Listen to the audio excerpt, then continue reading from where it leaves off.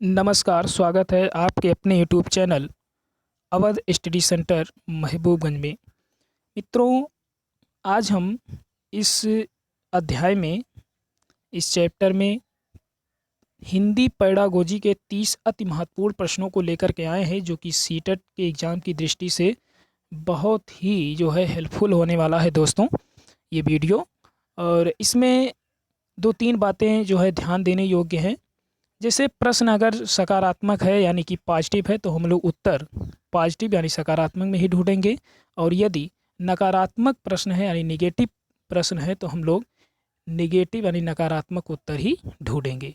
और ज़्यादातर ये भी हम बता दें कि यही 2 प्रश्न सीटेट के एग्ज़ाम में देखने को ज़्यादातर मिलता है कि नहीं और हाँ में जवाब देना होता है। तीसरी बात है कि भाषा पे अच्छी पकड़ होनी चाहिए। सीटेट के एग्ज़ाम में ऐसे ऐसे शब्द दे देता है जो कि समझ में नहीं आता है कि ये कौन से ये शब्द हैं, क्या इसका मतलब होता है। यदि ये 2-3 बातें हैं, यदि आप इसको जो है सेटिस्फाइज करते हैं, अपने हिसाब से मैनेजमेंट करते हैं, तो आप सीटेट को बहुत ही जल्द क्वालिफाई कर जाते हैं। चौथी बात इसमें यह है कि कुछ ऐसे शब्द हैं, कीवर्ड हैं, जैसे विविधतापूर्ण, खोज रूपी अवसर या अर्थपूर्ण। कुछ ऐसे शब्द हैं जो कि उत्तर में अगर हैं तो ये जो है सही जो है हो जाते हैं। तो आइए हम लोग शुरू करते हैं प्रश्न, और प्रश्न के हिसाब से ही चलेंगे और देखेंगे कि क्या है। पहला प्रश्न है इसमें, कक्षा 1 और 2 के बच्चों के लिए आप किस तरह की कहानी का चयन करेंगे। इसमें ऑप्शन है, जो बहुत छोटी हो, जिसमें बहुत सारे पात्र हों, जिसमें 2 ही पात्र हों, जिसके शब्दों, वाक्यों और घटनाओं के वर्णन की शैली चित्रात्मक हो। तो यहाँ पे देखिए जो राइट आंसर जाता है ये डी वाला जो है एकदम राइट आंसर होगा कि कक्षा 1 और 2 के यानी प्राथमिक स्तर की बात कर रहा है कि कहानी आप किस तरह से चयन करेंगे। तो कहने का मतलब कि जिसके शब्द, वाक्य और घटनाओं का जो वर्णन जो आप बना रहे हैं उसकी जो शैली है वो चित्रात्मक होनी चाहिए। यानी चित्र के माध्यम से बच्चे बहुत ही जल्दी पकड़ ले जाते हैं उस कहानी को, उस पाठ्य को। आप देखते होंगे सीरियल आता है टीवी पर, कार्टून, तो उसमें बच्चे ज़्यादा रुचि रखते हैं। इसी कारण है कि क्योंकि उसमें जो है चित्रात्मक रूप से दिखाया गया है और चित्र के माध्यम से बच्चे बहुत ही जल्दी पकड़ ले जाते हैं। आइए दूसरा क्वेश्चन हम लोग देख लेते हैं। दूसरा क्वेश्चन है, दृश्य श्रव्य सामग्री कैसी नहीं होनी चाहिए। अब देखिए मैंने शुरू में ही बताया था कि इसमें नहीं और हाँ करके 2 तरह के ज़्यादातर क्वेश्चन देखने को मिलता है। अब यहाँ पे देखिए पूछ रहा कि कैसी नहीं होनी चाहिए। ऑप्शन है, जो शिक्षण के उद्देश्य की प्राप्ति में सहायता दे, ये तो सही हो जाएगा। सुंदर तथा आकर्षक हो, ये भी सही हो जाएगा। बालक को विचलित करने वाली है, जी नहीं, ये गलत हो जाएगा। डी है, बालकों की रुचि को बढ़ाने वाली, ये भी सही हो जाएगा। तो यहाँ पे जो नहीं पूछ रहा है इसके लिए जो राइट आंसर होगा ये है बालक को विचलित करने वाली। तो यहाँ पे जो राइट आंसर होगा ये सी वाला ऑप्शन एकदम राइट आंसर होगा। आइए तीसरा नंबर देख लेते हैं। तीसरा नंबर कहता है कि बच्चों को बाल साहित्य उपलब्ध कराने से क्या लाभ ले सकते हैं। यानी बच्चों को बाल साहित्य उपलब्ध करा लेने से क्या लाभ आपको मिल सकता है। यहाँ पे देखिए पूरा नहीं है। ऑप्शन है, बच्चों को विविधतापूर्ण भाषिक सामग्री पढ़ने के अवसर देना। बी है, पात्रों का चरित्र चित्रण करने की कुशलता का विकास। सी है, श्रवण कौशल का विकास। डी है, लेखकों से परिचय। देखिए हमने शुरू में आपको बताया था कि कहीं भी विविधतापूर्ण या फिर अवसर ऐसे जो है शब्द, कीवर्ड अगर आपको मिलते हैं तो वहाँ पे एकदम राइट आंसर होता है। ये ट्रिक है। तो यहाँ तीसरे का ए वाला ऑप्शन एकदम राइट आंसर जाता है। आइए चौथा नंबर हम लोग देख लेते हैं। चौथा नंबर है, प्राथमिक स्तर की पाठ्य पुस्तकों का निर्माण करते समय आप किस बिंदु पर विशेष ध्यान देंगे। यानी कि प्राथमिक स्तर की पाठ्य पुस्तक का निर्माण करने के लिए आपको कहा जाए तो आप किस बिंदु पर विशेष ध्यान देंगे? कहने का मतलब ये है। ऑप्शन है प्रसिद्ध लेखों की रचनाएं शामिल हों। जी नहीं, कोई ज़रूरी नहीं है कि जो है प्रसिद्ध लेखकों की जो है रचनाएं ही शामिल हों। बी है हिंदी भाषा के वैविध्यपूर्ण रूप शामिल हों।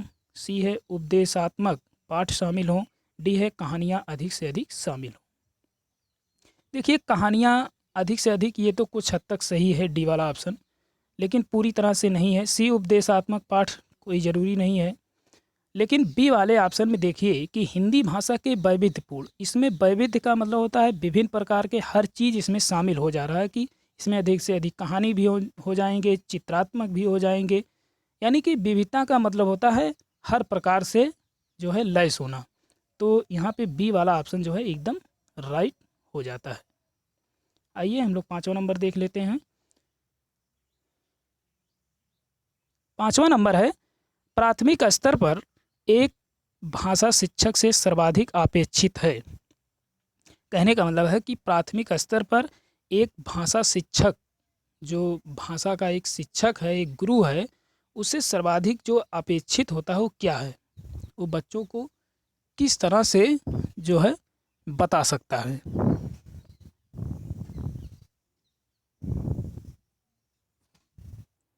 कहने का मतलब है कि किस तरह से आप अपेक्षा कर सकते हैं। ऑप्शन है पाठ्य पुस्तक में दी गई सभी कहानी कविताओं को कंठस्थ करना। जी नहीं, एकदम ये जो है गलत हो जाएगा। कंठस्थ से कोई मतलब होता नहीं है कि आप बच्चों को रटाएं या कंठस्थ करें। ऐसे कीवर्ड अगर आपको मिलते हैं तो ये नकारात्मक शब्द होंगे। बी है बच्चों के मानक भाषा का प्रयोग करना सिखाना। जी हाँ, कुछ हद तक सही है। सी है कक्षा और कक्षा के बाहर बच्चों को भाषा प्रयोग के लिए प्रोत्साहित करना। डी है बच्चों की निरंतर परीक्षाएं लेना। तो ये डी वाला भी ऑप्शन गलत हो जाएगा, निरंतर आप परीक्षा नहीं ले सकते हैं। तो देखिए यहाँ पे बी और सी में बी तो कुछ हद तक सही है लेकिन पूरी तरह से नहीं। लेकिन सी ऑप्शन देखिए, कक्षा और कक्षा के बाहर बच्चों को भाषा प्रयोग के लिए प्रोत्साहित, यानी एनसीएफ 2005 भी यही कहता है कि कक्षा के बाहर को बाहरी जीवन से जोड़ना, यानी जो बच्चे हैं उनकी बाहरी जीवन से जोड़ना। तो यहाँ पे सी वाला ऑप्शन एकदम राइट आंसर जाता है। आइए हम लोग 6वां नंबर देख लेते हैं। 6वां नंबर है वार्षिक योजना प्रमुख रूप से उपयोगी है। तो वार्षिक योजना किसके लिए प्रमुख रूप से उपयोगी है? शिक्षक के लिए, छात्रों के लिए, अभिभावक के लिए या फिर विद्यालय के लिए? तो यहाँ पे राइट आंसर जाता है शिक्षक के लिए। आइए 7वां नंबर हम लोग देख लेते हैं। 7वां नंबर है कि हार्वर्ड की पाठ योजना में कौन सा क्रम नहीं है? इन्होंने 5 विधियों का क्रम बताया था हार्वर्ड ने पाठ योजना के तहत। तो इसमें से पूछ रहा है कि नहीं। देखिए यहाँ पे कीवर्ड आ गया कि नहीं है। तो यहाँ पे देखिएगा अनुशासन, डी वाला ऑप्शन एकदम राइट होगा कि हार्वर्ड की पाठ योजना में यही क्रम जो है नहीं है। बाकी स्पष्टता, संबंध और व्यवस्था ये सभी आते हैं। आइए 8वां नंबर हम लोग देख लेते हैं। 8वां नंबर है कि रायबर्न ने किस कक्षा से व्याकरण की शिक्षा प्रारंभ करना अच्छा मानते हैं? यानी कि रायबर्न एक लेखक थे और ये पूछना चाह रहा है कि किस कक्षा से व्याकरण की शिक्षा प्रारंभ करना ये अच्छा मानते हैं। तो ऑप्शन है 5वीं से, 6वीं से, 9वीं से या फिर 10वीं से। तो इसका राइट आंसर होगा बी वाला ऑप्शन, यानी कि 6वीं से। आइए हम लोग 9वां नंबर देख लेते हैं।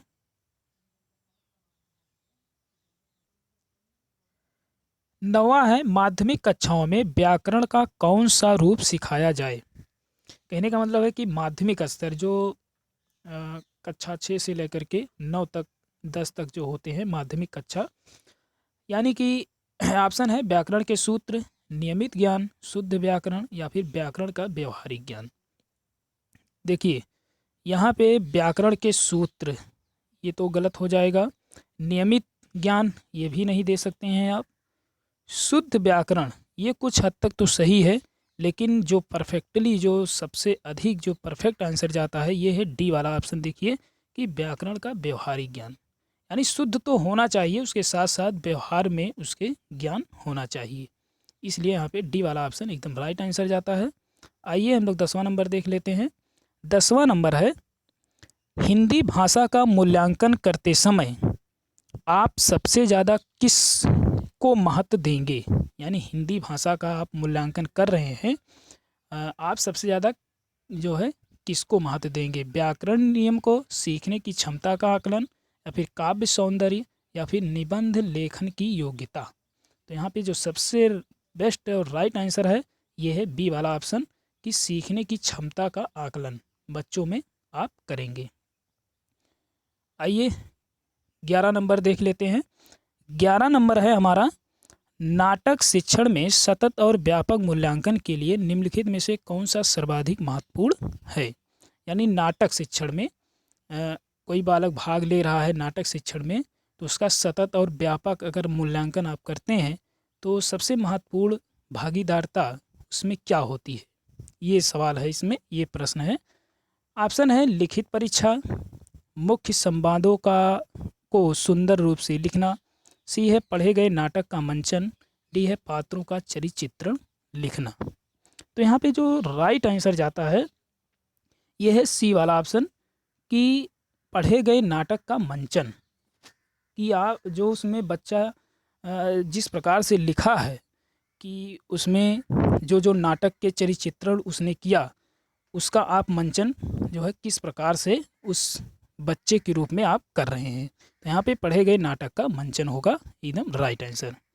आइए हम लोग 12 नंबर देख लेते हैं। 12 नंबर है कि पढ़ने का प्रारंभ होना चाहिए।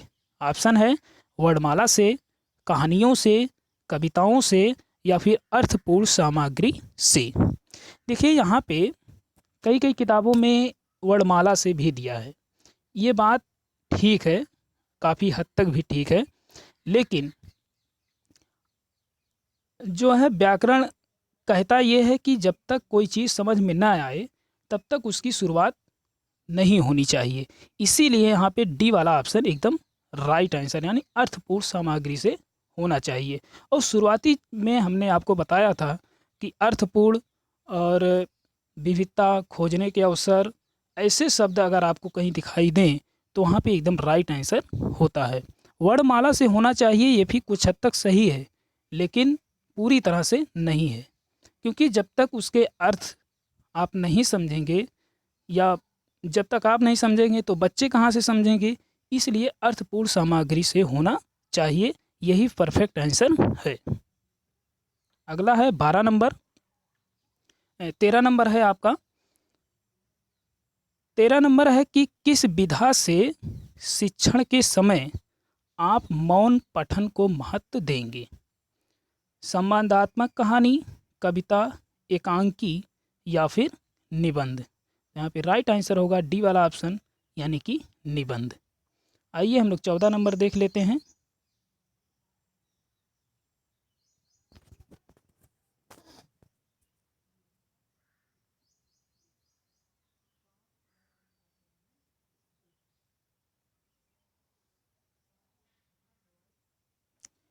चौदह नंबर कहता है कि बहुभाषिक कक्षा में बच्चों की भाषाएं, ऑप्शन है भाषा सीखने की प्रक्रिया को बाधित करती हैं, जी नहीं, कोई बाधित नहीं करेंगे, ये गलत है। संसाधन के रूप में कार्य करती हैं, जी सही है। शिक्षक के लिए बेहद जटिल चुनौतियां हैं, जी नहीं, कोई चुनौतियां नहीं हैं। आकलन की प्रक्रिया को बाधित करती हैं, जी नहीं। तो यहाँ पे राइट आंसर जो जाता है वो है संसाधन के रूप में कार्य कर सकती हैं। तो 14 का दूसरा वाला ऑप्शन एकदम राइट आंसर जाता है। आइए हम लोग 15 नंबर देख लेते हैं। 15 नंबर है सह शैक्षिक कार्यक्रमों का प्रमुख उद्देश्य है। ऑप्शन है बालक का बौद्धिक विकास करना, बालक का मानसिक विकास करना, सर्वांगीण विकास करना, या फिर शारीरिक विकास करना। जी हाँ, यहाँ पे सभी अपने आप में सही है। ये भी सही है, ये भी सही है, ये भी सही है, ये भी सही है, लेकिन यहाँ पे सीटेट में ये देखना होता है कि जो परफेक्ट एकदम आंसर हो, जो कि सब में समाहित हो जाए, वही आंसर यहाँ पे देना होता है। तो ऐसा आंसर आपका है सी वाला ऑप्शन एकदम परफेक्ट आंसर है दोस्तों। क्योंकि यह है सर्वांगीण विकास, और सर्वांगीण विकास में आपके बालक के बौद्धिक का विकास, बालक के मानसिक का विकास, शारीरिक विकास, सब कुछ इसमें समाहित है। इसलिए यहाँ पे सी वाला ऑप्शन एकदम राइट आंसर होगा। आइए हम लोग 16 नंबर देख लेते हैं। 16 नंबर है कक्षा कार्य की उपयोगिता है। ऑप्शन है बालकों को व्यस्त रहने के कारण अनुशासन बना रहता है। बी है सीखा हुआ ज्ञान पक्का होता है। छात्रों में आत्मविश्वास बढ़ता है। डी है उपरोक्त सभी।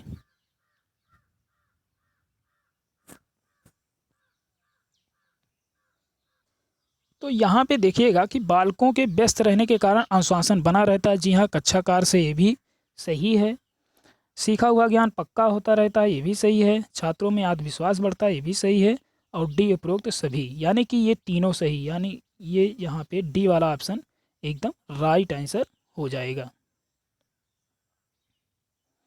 यानी कि 16 का डी वाला ऑप्शन एकदम राइट आंसर होगा। आइए हम लोग 17 नंबर देख लेते हैं। 17 नंबर कहता है कि प्रयोगशाला विधि को और क्या कहते हैं, यानी प्रयोगशाला को और किस नाम से जाना जाता है। सूत्र विधि, संस्कृत विधि, आगमन विधि या फिर भाषा संसर्ग विधि। तो यहाँ पे राइट आंसर होगा सी वाला ऑप्शन, यानी कि आगमन विधि के नाम से भी जाना जाता है। 18 नंबर है कि भाषा शिक्षण के सिद्धांत हैं। तो भाषा शिक्षण के सिद्धांत क्या हैं? प्रेरणा का सिद्धांत है, क्रिया द्वारा सीखने का सिद्धांत है, जीवन से जोड़ने का सिद्धांत है या फिर उक्त सभी।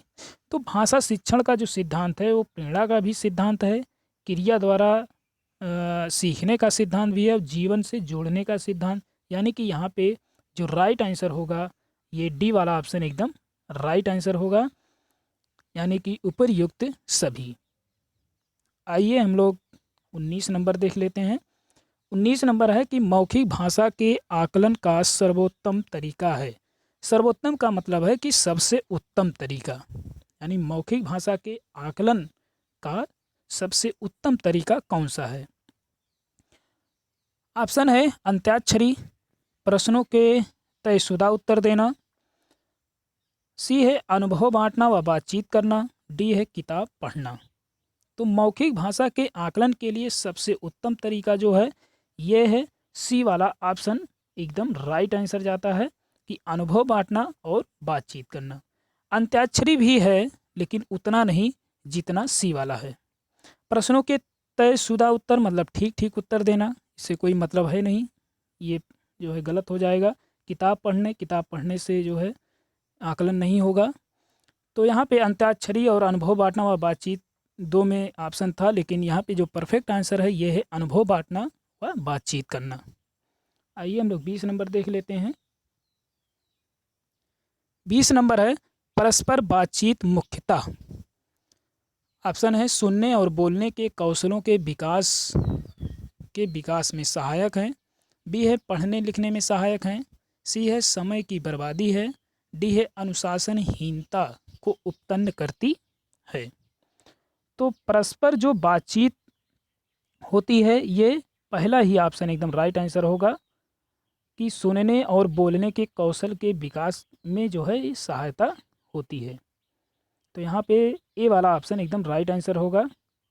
आइए 21 नंबर देख लेते हैं। 21 नंबर है कि पढ़ना कौशल में सर्वाधिक महत्वपूर्ण है।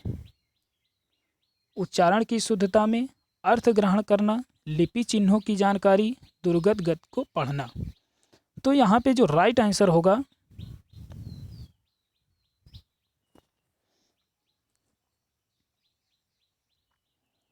ये है पहला वाला ऑप्शन, यानी कि उच्चारण की शुद्धता एकदम राइट आंसर जाता है।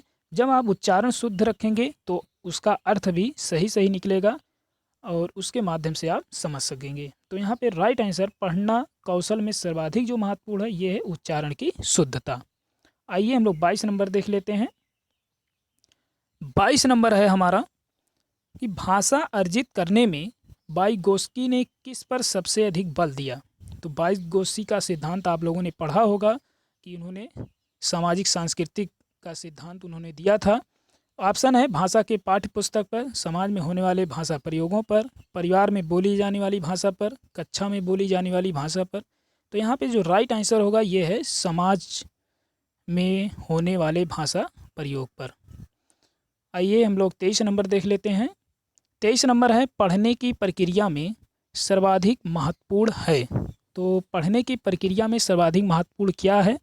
वर्णमाला का क्रमिक ज्ञान, शब्दों को पढ़ने की कुशलता, वाक्यों को पढ़ने की कुशलता, पढ़ी गई पाठ्य पुस्तक का अर्थ ग्रहण करना।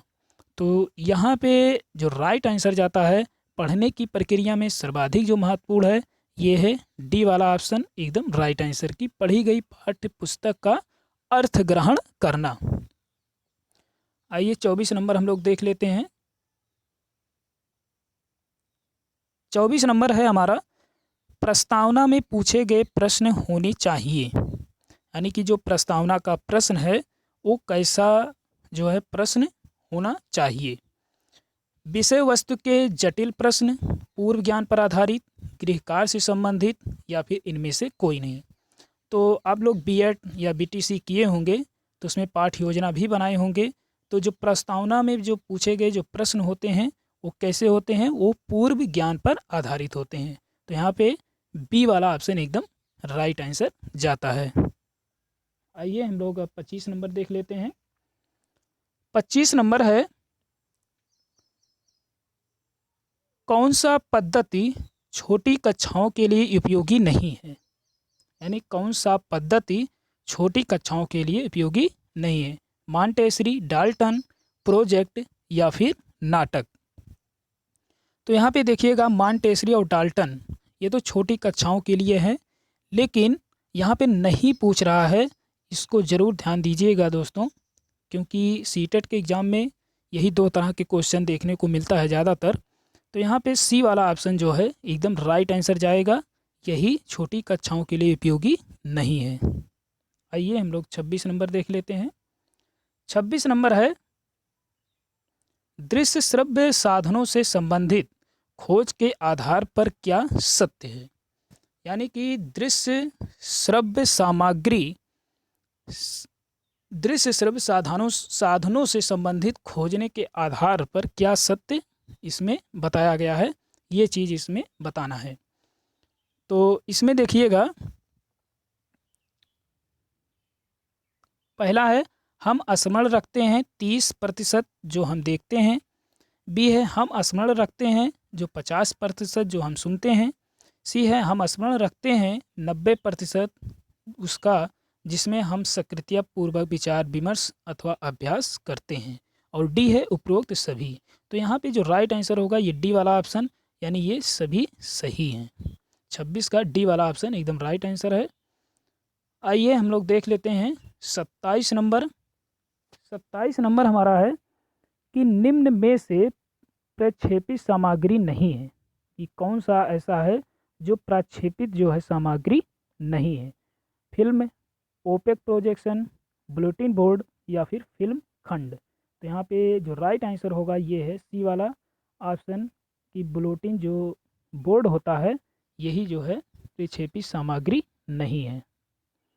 आइए हम लोग देख लेते हैं 28 नंबर। 28 नंबर हमारा है कि एक बहुसांस्कृतिक कक्षा में आप एक भाषा शिक्षक के रूप में किस बात को अधिक महत्व देंगे? तो आपके ऑप्शन है बच्चों को भाषा प्रयोग से अधिक अवसर देना, पाठ्य पुस्तक के प्रत्येक पाठ को भलीभांति समझना, बच्चों को व्याकरण सिखाना, स्वयं शुद्ध भाषा प्रयोग करना। तो यहाँ पे देखिए हमने शुरू में आपको बताया था कि अवसर, अर्थपूर्ण, विविधतापूर्ण ऐसे कहीं शब्द दिखाई दें तो वहाँ पे राइट आंसर हो जाता है। तो देखिए ऑप्शन में पहले में लिखा गया मिला है कि बच्चों को भाषा प्रयोग से अधिक अवसर देना। जब उन्हें भाषा के लिए आप अधिक से अधिक अवसर देंगे तो बहुसांस्कृतिक जो है वो चीज़ें अपने आप बनती चली जाएंगी। तो 28 का ए वाला ऑप्शन एकदम राइट आंसर है। आइए हम लोग 29 नंबर देख लेते हैं। 29 नंबर कह रहा है कि ईश्वर को ईश्वर कहना, यानी ईश्वर को ईश्वर कहना किस प्रकार के उच्चारण दोष का उदाहरण है? तो ऑप्शन है स्वरागम, फिर है स्वर भक्ति, स्वर लोप या इनमें से कोई नहीं। तो यहाँ पे देखिए कि स्वर का लोप हो जा रहा है, इसीलिए यहाँ पे सी वाला ऑप्शन एकदम राइट आंसर हो जाएगा। आइए हम लोग 30 नंबर और आखिरी प्रश्न हम लोग देख लेते हैं।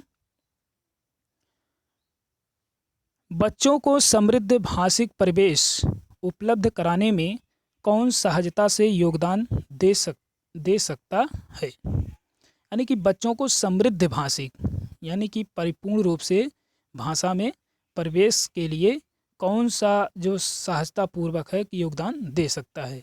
कक्षा में प्रदर्शित चार्ट के माध्यम से, कि पुस्तकालय में रखी पुस्तकों से, या फिर भाषा प्रयोगशाला के अभ्यास से, या फिर स्वयं शिक्षा का भाषा प्रयोग से।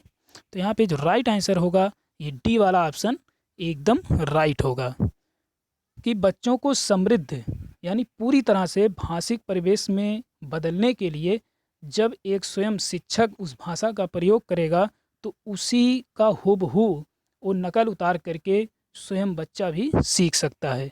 इसलिए यहाँ पे डी वाला ऑप्शन एकदम राइट आंसर होगा। तो मित्रों, अभी आपने हिंदी पेडागोजी के 30 अति महत्वपूर्ण प्रश्नों को देखा जो कि सीटेट के एग्ज़ाम में कहीं ना कहीं जो है पूछे भी गए हैं। तो मित्रों, ये वीडियो आप लोगों को कैसा लगा कमेंट बॉक्स में अवश्य बताएं और अपने मित्रों को भी शेयर करते रहें। बहुत बहुत धन्यवाद।